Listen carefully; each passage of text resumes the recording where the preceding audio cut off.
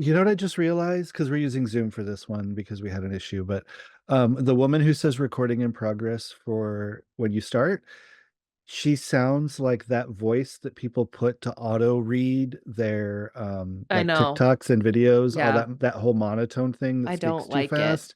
It sounds like the same voice and it's gross. They need a new voice. Zoom, get a new voice. Um, but we don't need new voices today. People need to maybe We need new websites, new rethink. content management systems. Yep, and maybe rethink their website CMS and where they're at. So today we're going to talk about Perhaps the differences between WordPress and HubSpot CMS.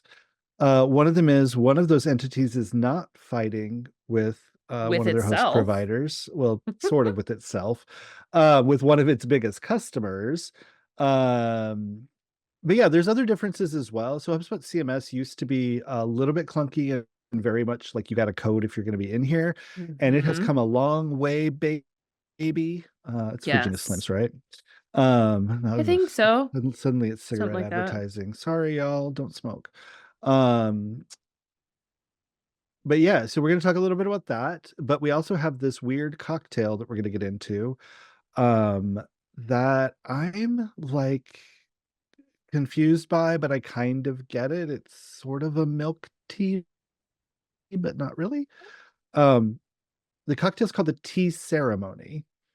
Um, and it's martinis, but that's spelled with a Y, Yeah. Martiny apostrophe S, because we could why can't we make it more confusing in English?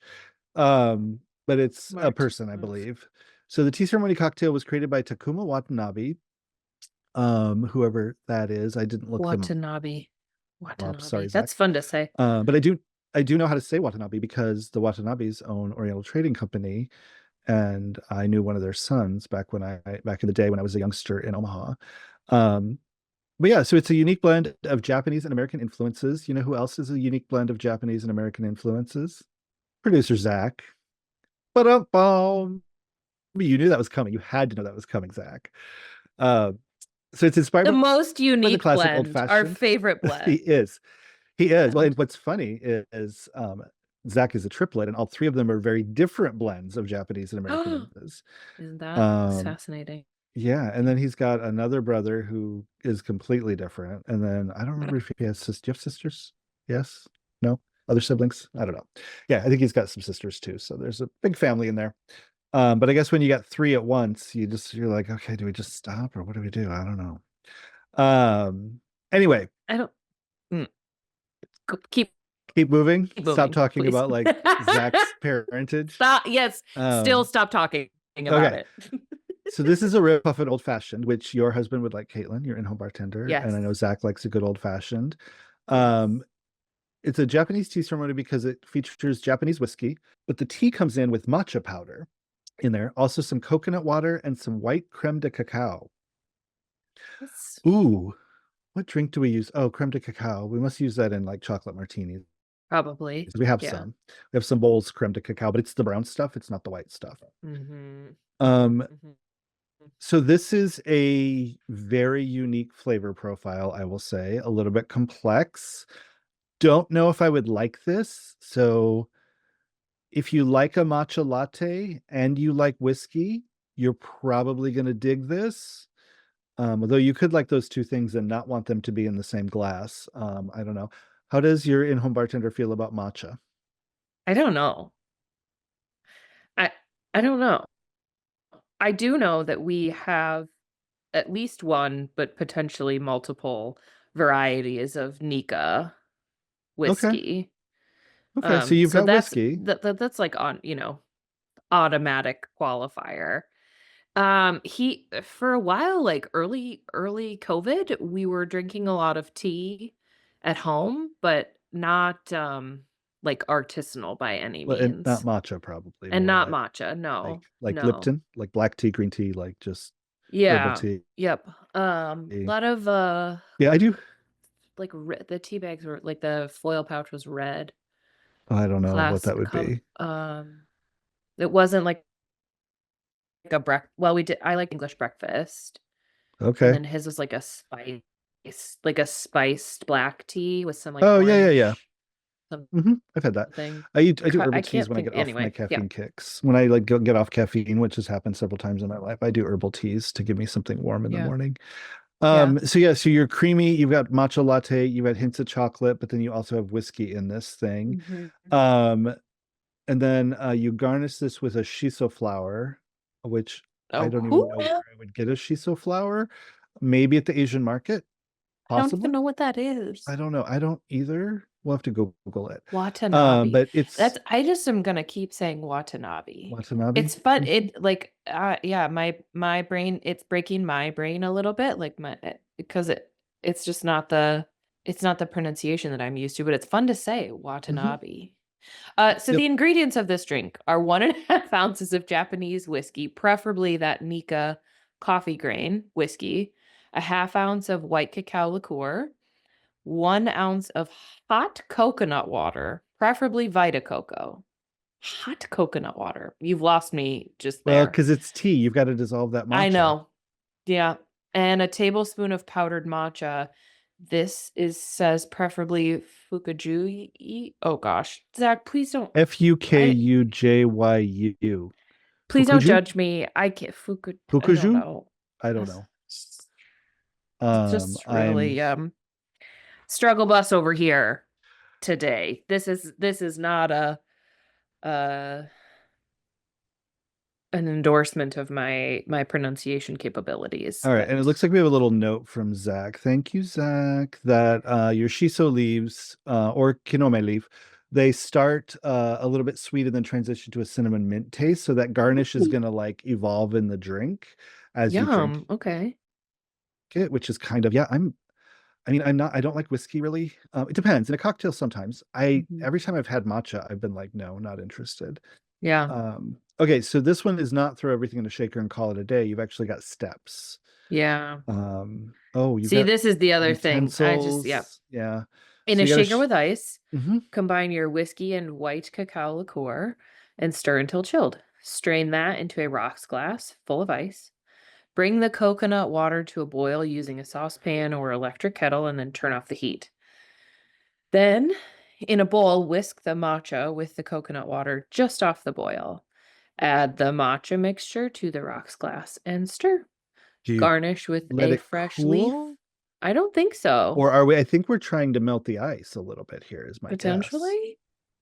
So yeah, that's kind of cool. So We have questions. I mean, I guess that would make it more like a tea latte, right? Because like an iced tea, the Mm. water of the ice that you melt the hot tea over is important. Um, Is I always feel like matcha is cold. Do you drink matcha warm? I always feel I like think I you can see do either. matcha It's usually iced. cold. It's usually like an iced Okay. latte is what we see around here. Yeah. Also just a keynote, like much like olive oil, the brighter the green, the more fresh the matcha, which olive oil, if it's fluorescent green, is much, much more fresh, by the way. Mm. If it's yellowish or brownish, it is likely lower grade or ooh, old or my favorite word, adulterated. Somebody has like That whore. basically yes, you don't need no slutty matcha for us, just bright green. So keep it bright green. It's also going to make the drink pretty. Like I think the Yeah, bright green color, like you just the yellow or brown, like there's so many drinks that are brown and you're already putting right? whiskey in it. Um, It's giving yeah, Kermit. it's giving Kermit. Yeah. And then you do garnish this with a fresh shiso or kinome, which is gonna add to that flavor. I kind of want to use that in something else now, like a gin drink or something, maybe. Mhm. Like Mhm, I'm gonna have mhm. to find some shiso. Zach maybe can She's point us so in the right direction. fine. She's so fine. All right. Well, I think Whose idea was this? Who this, gave me a microphone? I don't know who like whoever wrote the unique blend of Japanese and American influences gave you a microphone and the word shiso to play with. Yep. So It's yeah. okay. It's okay. Should we All do right. this? Yeah, let's take a quick Let's break. talk some WordPress drama when we get back. Absolutely.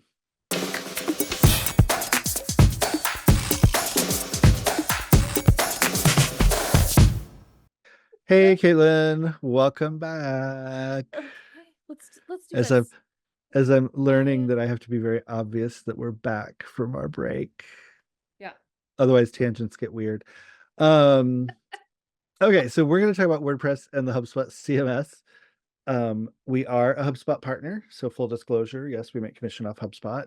But we actually moved our website into HubSpot CMS from WordPress a year and a half Like ago, 2 years ago, 2 maybe. years, something like that. We've done the same for a lot of clients. It's been a Mhm. really great experience, and we'll talk Yes. a little bit about that.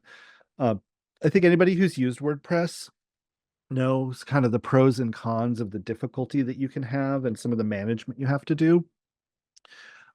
We did have a discovery call with somebody who wanted a new website, and they actually said, "I don't want to build it in WordPress." And we were like, "Okay, great. We'll go. Great. We love that. We would use HubSpot CMS, but please don't tell us you want to use Wix or something like that because we Oof. won't. We just don't do that. Yeah. They're a little bit too restrictive for the kind of sites that we build. But HubSpot CMS surprisingly is really wide Mhm. and open. Yeah. Um, so I did. I do also think maybe talk about the drama? Little Yeah, we're gonna Am I in a drama? spill a little whiskey tea. Spill a little tea. Yeah, we kind of hinted at this in the beginning. So, to me, this seems to be out of the blue. Maybe it came bubbling up in other ways, I don't know, but but like it's messy. WP Engine has been around a long time. We have sites on WP Engine. They bought Flywheel, which is Omaha based. We have sites on Flywheel because we do still manage a few WordPress sites. We have some other ones on Reluctant. WPMU Dev. Yep.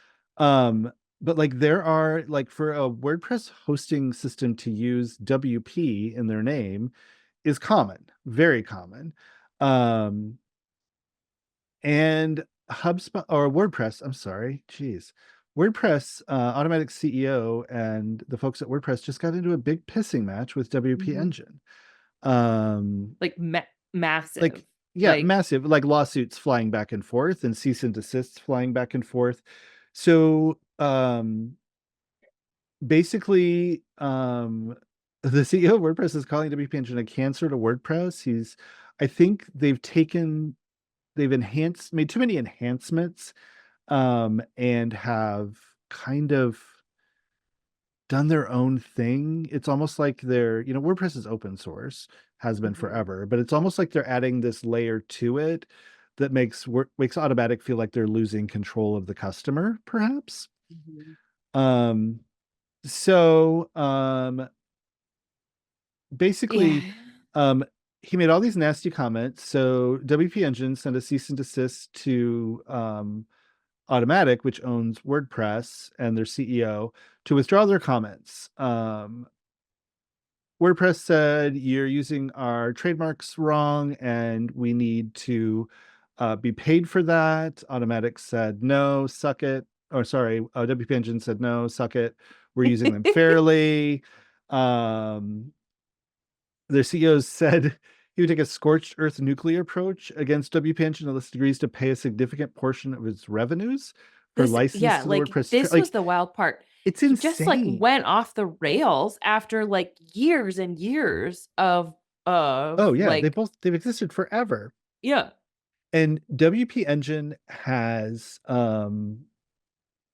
like they've been around for a long time. They have a lot of WordPress sites, like a Mhm. lot, including some really big ones. Because it's a managed WordPress environment to take some of that hassle away from you. So this just blew me away. Like And all of didn't this going there was, on. like, an outage, like, sites went down, they deleted some stuff, like, Well, it's WordPress, been a little bit since I read about it, but I was like, "Oh, this is bad." yeah. Like So what happened is um couple things. The WordPress Foundation changed its trademark policy page. Um, and has called out WP Engine, alleging the hosting service is confusing users to think that it stands for WordPress engine. Well, whatever. And that they're does associated it? with WordPress, which it's not. Well, kind of like it's a hosting thing, but yeah, it's not owned by WordPress. So they're also mad because they've never made a donation to the WordPress Foundation. I'm like, okay, petty labelle, party of one, petty labelle, party of one. So uh WordPress shut off access to resources of WordPress.org, which is where you update plugins, update themes, like all of those things, so that WP Engine can't, their clients couldn't update themes and plugins. And they said, you want to update themes and plugins? Build your own service to fetch them. Well, WP Engine I said, fine. And We'll they do that. did.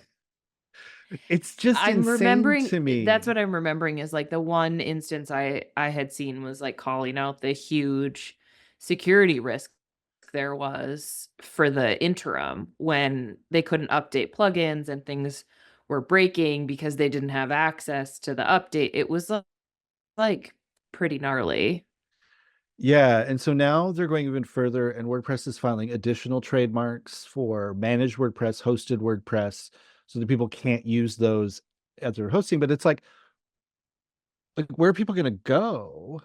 Um, so I mean, the WP Engine did take WordPress off of their names, so they had Essential WordPress, Core WordPress, Enterprise WordPress, but they do WordPress hosting. Like they don't do just random coded hosting. Yeah, it's not So this is yeah. crazy, and I think the thing to think about here is two giant corporations get in a pissing match over a trademark, and suddenly your website can't be updated. Mhm. Because your hosting platform and the software it runs on are two completely separate things. Separate entities, yeah. And that can be a good thing, but it goes back to people who complain about like, oh, like my Twitter traffic is down. I can't advertise on Twitter because it's just all weird after Elon Mhm. bought it, which we covered that in multiple episodes. We won't go Oof. there again. Or Facebook like keeps deleting my posts and blah blah blah. It's like, right, you built your house on somebody else's land, people. Mhm. Like the fact that they're coming and tearing up your garden shouldn't surprise you. It's not your land. Right. um, and realistically, HubSpot is not your land either. But with HubSpot, they have all of it. So the software, the CMS, the backend code, the servers, Mhm. everything is within one entity. So you don't get this he said, she Self-contained. said, or two entities kind of fighting with each other. Mhm. And so you're really governed by the terms and conditions with HubSpot, Mm. period. With WordPress and your host, you're governed by the WordPress terms and condition, the host terms and condition. But then, as we're learning here, the terms and conditions between the two as vendors or as partners or whatever you want to call it. And the terms and conditions of whatever plugins and Correct. modules and secondary, Your tertiary theme, pieces that you're using on WordPress. your You've page got a builder. yep, all of those irons in the fire can become very Yeah, contentious. I could see this with the egos that are at play and the money that's at play. I could see WP Engine be like, fine, and go build their own CMS and just say, fine, then we won't Mhm. use WordPress. So about 40% of the sites in the world are on WordPress, Mhm. which it used to be well over 50. I remember back when it was like 60 or 70%. But there are more options now. So um, pissing matches aside, does that Oof. qualify for an E? Like, I don't know, pissing. I think it would. Maybe, I don't know. We'll have to see what the rules of the Fucking podcast are. egos. There. Well, now we got it. It's good. Um, so primary difference between WordSpread and HubSpot CMS in terms of their core functionalities. Mhm. So the biggest one that we have, and we do have a landing page on this, and I'm sure Zach will link it in the notes. I always say that, but I know he will without me saying that anyway. But biggest differences are that HubSpot is self-contained. So to Caitlin's point, the HubSpot ecosystem is all contained in one. And while you have modules in there that can be coded, they Mhm. can be purchased, there's a huge number of them that HubSpot just has, normal modules. Yep. So you don't have to go for a whole bunch of plugins. Um, we have a giant It's like comparison a chart. calculator plugin and a calendar plugin and a blog plugin and a page build. Payments. It's like, You've got to go to yeah, like yes. WooCommerce and get that whole thing installed, which now complicates your site even more, especially with backups and you've got live data going back and Ugh, forth. Um, if you want to take icky. payments on HubSpot and don't need to use a shopping cart, so you're taking donations or you're buying one-off items or you're doing, an auction type thing or whatever, their Mhm. commerce system is built in and it just comes with it, Yes. and you're able to use it. So that's, I think, what's really nice. Both of them do use themes. What we found is you can use a page builder like Elementor or Divi with WordPress, and that's going to give you broad flexibility. With HubSpot, some themes are really tight. The one we prefer is called Power Pro. Shout out to Maka Agency. We love them who developed Mhm. that. It's very, very open, and we could show you 5 websites that were all built on the same theme. You would have no idea what the word theme even means anymore because they all look so, so different. Mhm. Um, HubSpot is also a WYSIWYG. WordPress is sort of by default. What's WYSIWYG, Rich? What you see is what you get. So Oh. basically, you're editing what looks like a live version of your site. If you make Mhm. type bigger, it gets bigger. If you make type smaller, it gets smaller. If you move them photo, it moves like real time while you're looking at it. Drag and drop is maybe Drag another and way drop you could is a associate. Yes. piece of that. Yes. Yes. So you want the column to be wider. You literally click between the columns and drag it one way or the other, Mhm. and it'll get Mhm. wider. Um, so those The are really first good. Can I just tell you one tangent? The first Sure. time I heard you use the word WYSIWYG, I was like, I can never do this job. I was so confused. I like typed WIZZYWIG into Google and I was like, what the fuck does this mean? Yeah, well, you got it. You got I it. figured it out, but Um, I was like, am I dumb? I was like, is this no, an episode of the Muppet Show? no, no, That's no, no. Fezziwig. Fezziwig Fezziwig. was on the Muppet Show. Oh my God. Fezziwigs was the Muppet Christmas Carol. He was the Oh. he was the first employer of Scrooge. Fezziwigs. Yep. So the Or no, it's Fozzie That's what it was. Fozziewig, Carry on. right? Got it. Got it. Got it. So, Fine. the biggest difference is a lot of places where you would need a plugin in WordPress, it's just built in HubSpot. Two-factor authentication is built in, payments are built in, tools are built in, AI tools are now built in. Also, you can add on to it in even the starter Mhm. platform or the bigger platform, things like email tracking, email marketing. So Yes. you don't necessarily need like a MailChimp anymore. Meeting links are in there. You You can get one actually meeting link don't for need a free. MailChimp anymore. Or Mhm.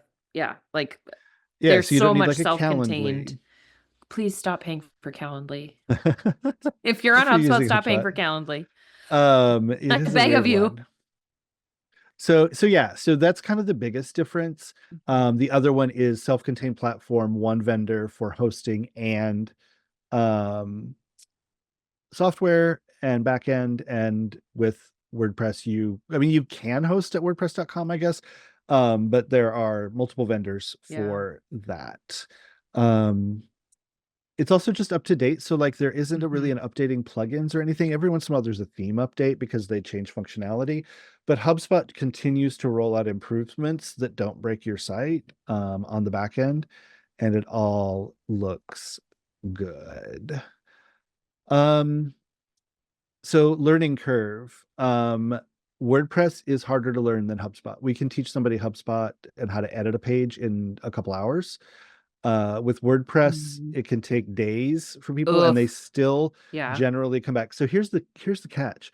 We've had so many clients who are under some sort of a maintenance agreement with WordPress sites for us because it's just difficult for them to make changes. They edit Mhm. a photo, it breaks something with a plugin doesn't get updated, the site It's a goes down. whole thing. Um, we actually are putting ourselves out of the HubSpot or what website maintenance Mhm. business by moving Mhm. people from WordPress to HubSpot because the first thing we teach them is here's how you can do all these simple edits yourself. Now, if Yep. they want something more complicated or they want something bigger or they just want our expertise and guidance, we're there, but it's really more about our brain instead of about this busy work of like Mhm. update this, change this paragraph, change this photo, those types of things. Well, and, like, sometimes people just want the peace of mind of, like, knowing that they can just say, "Here's what I need to happen," and we'll do it in the best, most responsible way. Not that they're not capable of doing that, but sometimes it's kinda nice to just be like, "Here, will you do this, please?" Like, it's kinda like having a house cleaner. Like Yep. Yeah, exactly. It's one of those want to have, not a need to have, Mhm.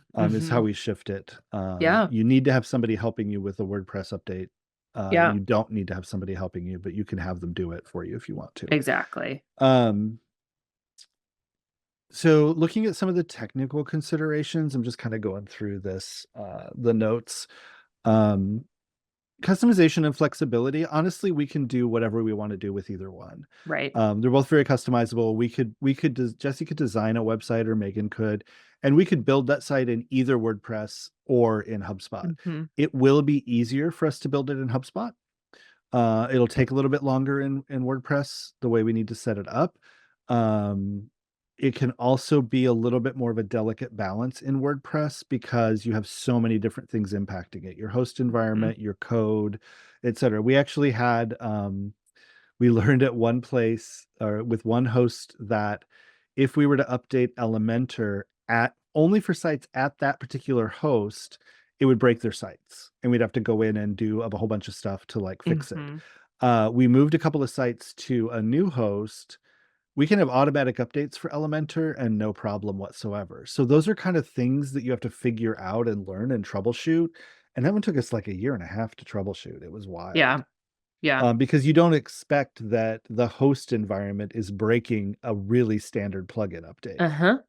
Uh-huh. Um, so technical considerations, you do need to know the technical side of hosting if you're going to host in WordPress. You need to know nothing technical if you're going to host in HubSpot. HubSpot is designed for non-technical people to be able to use.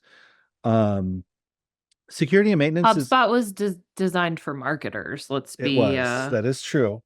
Um, when it comes to things like security and maintenance, I already mentioned like two-factor authentication. You need a plugin to do that in WordPress, and it's going to be clunky and it might be problematic. In HubSpot, it's just a toggle. You literally can check a box, and everybody needs two-factor to log in, and they can use their phone or they can use a third-party app yes. for a Yes. code. Maintenance, you're on your own in WordPress. You need to you can have plugins get updated automatically, but it might break everything. Uh-huh. Um, in HubSpot, like, we haven't had that issue in the multiple years. I mean, we've had client websites in HubSpot for like 5 years, I think. Mhm. Haven't had anything break. We even just did a jQuery update for one of them, and nothing broke. And it was easy to test. So What a thing of um, beauty. yeah, very, very helpful. Um, let's see. I think we've covered, like, we feel like HubSpot's more intuitive. There's a broader content creation that you can do in Mhm. HubSpot. The SEO tools are pretty rudimentary in HubSpot, but they're there. And honestly, they're required. If you don't have a title tag, you're not going to publish it. If you don't have a meta Yep. description, it won't let you publish the page, which is kind of nice because you should have those things. Honestly, and I think too, the other thing that's really nice is that those SEO tools are built in at the base level Mhm. where it will give you some really basic, but not always well-known suggestions for optimizing your Mhm. page to say, like, you have to fill in a meta description and you have to have a page title, and here's why you should do that. And will also kind of give you like your over your characters on a meta description because some people want to write Mhm. a freaking novel in that box, but it's like, oh no, you're way Nope. over, and 155 or it'll less. tell you like how many Yep. characters and yeah. There's Uh, also a few other tools. So it does tap into SEMrush to mhm. power some of its SEO tools. And if you've got a Google, oh my gosh, my brain is Analytics, fried right now. No, not Google Analytics, it's the other one. tag Um, manager. no, Webmaster Tools, Google Webmaster Oh Tools. nope, I wasn't gonna come Sorry, up yeah, with I know that. you weren't gonna go there. But if you're tied to that, it can actually pull stats from your site up on top of the stats that it has in HubSpot and match them to Google Oh keywords through SEMrush. So there's a little sidebar on the left. If you click this, there's a little like analyze my page. You can put in what your focus keyword is that you want it to be. You can also do a little bit of keyword research, but and it'll tell you how your page stacks up, and things like use your keyword in your meta description, use your yeah, keyword in your H1 or H2, um, and those types of things. So that's really nice. And you can like try to get all green lights there. yeah. And it's pretty easy. So we like it. We haven't seen any speed problems with HubSpot. We've got a site that actually scored 100 on Google Speed Test, Google Page Speed Insights, It and doesn't it get better than 100, in case you're no, it doesn't. wondering. And it has a video on the homepage, and it still scored 100, which was wild. Mhm. But our team is just that good. Good job, us. 100%. All right. So I think we're kind of wrapping this up or getting close to it. But I think the biggest one people have are like, okay, well, HubSpot is like $9,000 a month, isn't it? Well, it can be Nope. if you want it to be. So if you've got a smaller site, I believe it's now under 30 pages, if I recall. Yep. One, you can use HubSpot Content Hub for free. Mhm. It's going to be a small site and you're going to have powered by HubSpot on the bottom of all the pages, but you can go create a free account and play with it and And at least see see how it works, how yeah. you like it. But if you go to the Content Hub starter, we would say don't do that. Just go to the starter customer platform because they're the same price. Yes. Um, but it's $15 per month per user. So Mhm. $180 per year per user. Um, WordPress is free, but the hosting is going to run you, decent hosting is going to run you somewhere around $300 a year ish.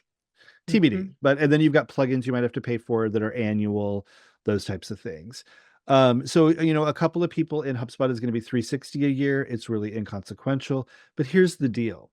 Not only do you get the web stuff for that on that customer platform, but you get sales tools like Mhm. quotes and e-signature, some prospecting tools, email tracking. Some of it's limited on the starter suite, Mhm. and you got to look at that.